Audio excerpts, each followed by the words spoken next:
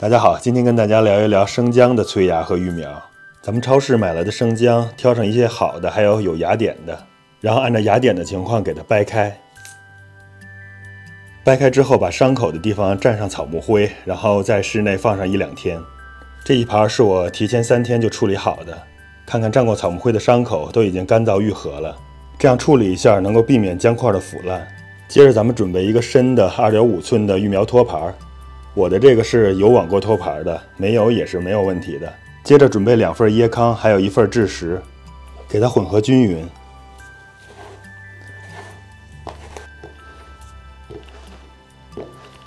混合好的介质干湿均匀、松软透气，兼具保水和排水的优点。接着放1半的介质到育苗盘里边，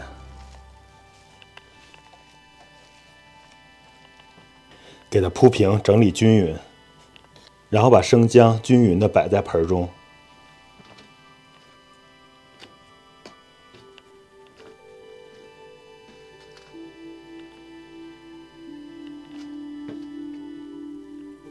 这个是摆好之后的样子。最后我们把剩下的土盖在上边，然后把土铺平，最后轻轻地压一压。接着我们给表面喷上水，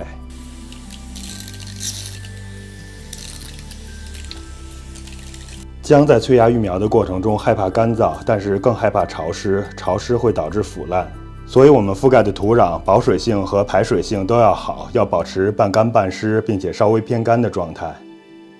最后找一个托盘把表面盖上一下，用来保湿。然后咱们就可以给它放在室温下保存，等着发芽了。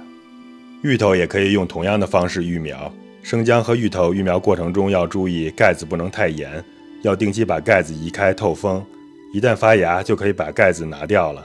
浇水的时候要注意不干不喷水，以免造成腐烂。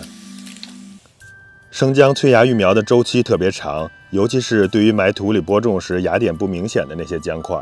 我的这盆姜是在2个月的时候开始有芽点破土的，现在是3个月后的生长情况。最早的芽点已经长出非常不错的小苗了，新的芽点才刚刚破土不久。我先把它们从室内拿到户外，放在树荫底下稍微锻炼几天，适应一下户外的环境，然后就准备播种到地里面了。我刚数了数，这一盘有20几颗，发芽情况还是挺不错的。再来看看这一盘的芋头，也是3个月前和姜在同一时间用同样的方式开始育苗的。看看这颗是最大的一颗，这些是小一些的。芋头的发芽和生长速度要比姜快很多，现在这个大小早就可以移栽到地里边了。这里还有一盘姜，是3周以前埋在土里的，是我的第2批生姜。当时在超市发现特别好的姜，芽点已经非常饱满了，算是可遇而不可求的机会。同时还有一些已经发芽的芋头，于是就赶紧买回来了。生姜按芽点掰开，蘸了草木灰后，在室内晾了1天，然后随便找了一个塑料盒子，装上我的育苗土就埋起来了。看看3个星期就发出又大又饱满的姜芽了。我们稍微扒开一点看看，看看这些白白胖胖的姜芽，还有这2个，再看一下这个。所以如果能买到好的姜的话，还是能为整个催芽育苗的过程节省不少的时间的。这是和第2批姜同时买来的芋头，这一次我是每一个芋头单独埋在一个小育苗杯里，3个多星期已经长这么大了，可以和第1批的芋头一起移栽了。过上1-2天，我会把这一批姜苗移栽到地里面，到时候再跟大家分享一下姜的移栽，还有后续的维护管理的整个过程，以及需要注意的事项。大家不要错过了观看，咱们下期再见。